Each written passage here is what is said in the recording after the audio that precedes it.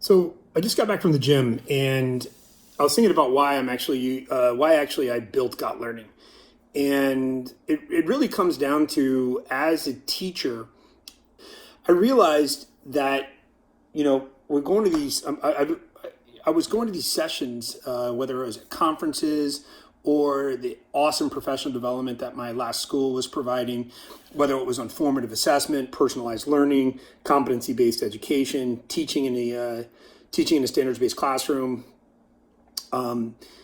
showing growth over time, meeting the needs of diverse learners, all these kind of things. I'm like, that's absolutely fantastic, and I get fired up from all of these things that I was participating in, and I'm sitting there writing all these notes about how I'm going to change my practice and do all these things in my classroom. And then we go back to the classroom and reality hits. And that reality is that our students are there. We have things to do that we've always done with the lessons. We have to, meet individually with the kids, all those kind of things. And we're still using the same exact technologies that were designed in the 1990s. They don't do personalized learning. They don't do competency-based education. They're not made for standards or doing standards-based grading.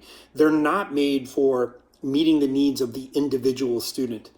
Those technologies that we come back to our class, they're one assignment for the entire class, one assessment for the entire class, one discussion for the entire class.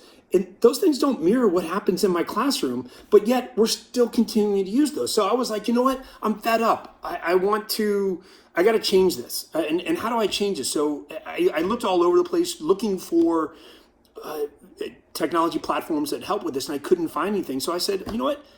I'm just going to build one.